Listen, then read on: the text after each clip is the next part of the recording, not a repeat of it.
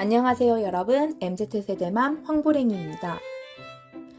이번에는 연휴가 여러 번 있어서 쉬는 날이 많았는데요.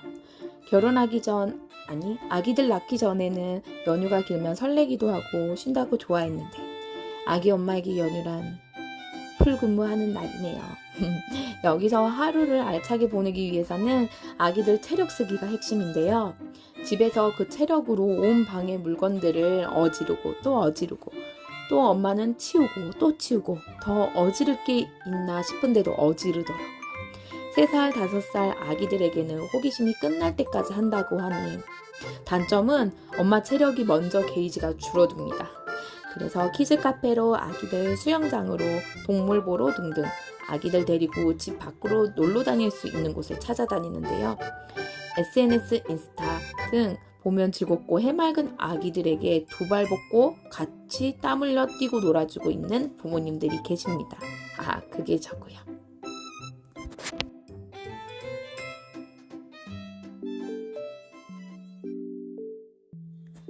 여러분들은 최근 어떤 책을 읽으셨나요? 그리고 왜 그 책을 읽으신 건가요? 요즘 저는 아기들을 키우면서 경제적으로 좀 가게에 도움이 되고 싶어 자꾸만 워킹맘으로 성공한 분들의 책과 재테크 서적이 눈에 들어오더라고요. 제 상황이 육아라는 특수한 상황이 있어 좀 더 공감도 가고 다른 분들은 어떻게 이런 상황들을 헤쳐나갔는지 궁금하였습니다. 사실 저는 책을 잘 읽지 않았어요. 오죽하면 저 어릴 때 아빠가 책 대여점에서 만화책이라고 읽으라고 일주일에 한 번씩 책을 빌려주셨는데요. 대여하고 나서는 일주일 후에 또 반납해야 되니까 계속 가게 되더라고요. 요즘 인터넷이나 휴대폰으로 웹툰 보는데 대여점이라니 한 권에 200원 잊지 않으셨나요? 저는 밀레니엄 세대라는 거. 사실 초중고 시절 독서는 그게 다였습니다. 그리고 제가 스스로 서점에 가서 책을 읽은 건 대학생활이 시작되고서입니다. 지방에서 서울 타지로 와서 대학생활 중 긴 명절 연휴나 쉬는 날에는 딱히 서울에 만날 친구도 없고 그럴 때면 고속버스 터미널에 있는 대형 서점에 갔어요. 왠지 금방이라도 버스를 탈 수 있어 그리운 고향집이라도 가까워지는 것 같고 또 서울 사람들은 서점에서는 풀이하게 바닥에 앉아 책 읽는 모습이 굉장히 멋있어 보이더라고요. 사실 그때만 해도 책 옆에 문구류에 사실 더 관심이 많았지만요. 그렇게 멋부리려고 시작된 책과의 인연은 본격적으로 20살에 시작했습니다.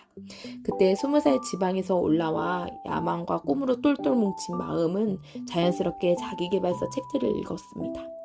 시크릿, 무지개의 원리, 꿈꾸는 다락방 같은 책이었는데요. 그 당시 그런 책들을 읽으면 읽는 내내 흥분되고 금방이라도 성공할 것 같은 기분에 떨리는 마음이 가득했어요.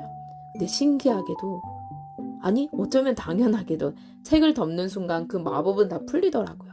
책은 책이요, 제 인생은 제 인생이요. 그 다음 직장을 다니는 사회 초년생이 되면서 관심 분야 책은 재테크 책이 되더라고요. 4개의 통장, 20대의 재테크, 현영의 재테크 다이어리 등 그때 제 월급이 120만 원이었거든요. 무려 10년 전 일이니까요. 80%는 재테크를 했어요. 책 따라 상호저축은행이며 증권 사면 얼마 되지도 않은 월급으로 미래를 설계하겠다며 연금저축에 보험에 펀드 등등 한 달 한 달 모으며 으쓱했던 기억이 나네요. 그걸 잘 지켰더라면, 유지할 수 있었더라면 하는 아쉬운 마음이 생기는 10년 후입니다. 하지만 저의 10년의 세월 그걸 지킬 수 있는 환경이 아니라는 걸 그땐 몰랐어요. 얼마나 변수가 많던지 2-3년 그렇게 저축만 하다가 저축에 매여 20대 초반 어찌나 성공한 척하며 돈 아까워 잘 놀지도 여행 한번 가지도 예쁜 옷도 사지도 않고 있었답니다. 그렇게 아끼느라 연애도 안 했어요. 그 다음은 20대 중반이 되니 제 주변 친구들이 연애를 하고 헤어지고 연애사가 다 있더라고요. 저만 연애를 한 번도 안 해봤 거예요. 그때부터 연애책에 눈이 들어오더라고요. 화성에서 온 남자, 금성에서 온 여자 같은 책들을 읽었는데 남들은 다 하는 연애를 20대 중반까지 한 적이 없었어요. 다른 친구들 다 연애하고 꾸밀 때 저는 돈 아끼며 저 꾸밀 줄도 모르고 그러니 프로 짝사랑러만 되어가고 내가 아무리 꾀제대하고 못나도 내 마음을 알고 사랑할 사람 해줄 사람이 있을 거야. 눈만 높아지며 드라마에서 나오는 연애만 상상했었죠. 그렇게 연애 잘하는 방법이 가득한 책에 손이 가더라고요. 연애 진짜 글로 배운 1인 여기 있었습니다. 나중에 알게 된 거지만 연애 잘하는 방법은 우선 저를 사랑해야겠더라고요. 제가 자신감 있고 제 장점 알고 예뻐해야 남들도 그걸 매력으로 생각한다는 걸 알았어요. 그 뒤로 운동이며 할 때는 다이어트며 관련된 책들, 아기를 키우면서 육아는 역시 책으로 배웠는데 그렇게 매 순간 어떤 목적이 생기면 책을 보았던 것 같아요. 딱히 독서광이라든지 공부를 잘하진 않았지만 그림책이라도 독서하는 것만으로도 삶에 자신감이 생기고 성장하는 것만 같았습니다. 그런데 말입니다. 문득 저는 이런 생각이 들더라고요. 나는 진짜 성장했을까? 각 분야에 나름 정답이라고 하는 책들을 읽었지만 나의 삶은 내가 원하는 만큼 변화되었나? 글을 쓰기 위해 얼마 전 도서관에서 아웃풋 독서법이라는 책 한 권을 읽으면서 나름 35년 만에 해답을 찾았습니다. 여러분들에게도 조금이나마 공유해드리고 싶은데요. 첫 번째로 왜 나는 책을 덮고 성공할 것 같은 두근거림이 없어졌는지, 내 인생은 변화하지 않고 늘 그대로인지 알게 되었어요. 책만 읽는다고 삶이 변화하지 않더라고요. 저는 자기 암시에 빠졌던 거죠. 난 책만 읽으니까. 아니, 자기계발서 하나로 내가 마치 성공해버렸고 재테크 책으로 부자 되었고 다이어트 책으로 몸짱 되어버린 생각으로 끝난 거죠. 그건 그 책의 저자의 것이지 결코 제게 아니더라고요. 이번에는 정말 현실적으로 와닿은 건 육아였어요. 육아도 돌이켜보면 책으로 배웠다고 생각했지만 역시 현실은 다르더라고요. 글로 배운 육아는 현실에 아쉬움이 많았고 첫째를 육아책으로 시행착오를 겪으며 배우고 나서야 첫째를 키울 때랑 둘째를 실전 도입하고 둘째를 키우니 완전 편하더라고요.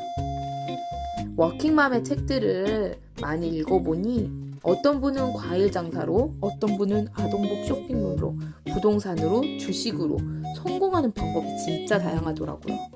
처음에는 책 읽고 적용을 해봐야지 이런 방법이 있구나 하지만 책을 덮고 나서 적용이 안 되는 거예요. 나와 저자와의 상황이 다르다. 내 것을 만들어내는 것이 중요한 거였어요. 제 자신이 처한 고유한 특별한 상황에 주목하는 것, 상황 대응 독서법이라고 하더라고요. 나만의 이야기, 내 책을 써야 진정한 제 것이 되는 거죠. 그렇기 위해서 저 역시 책을, 영상을 또 제 것을 찾아가 보려고 오늘도 이렇게 영상을 만듭니다. 오늘도 영상 시청해주셔서 감사합니다. 좋아요와 구독은 사랑입니다.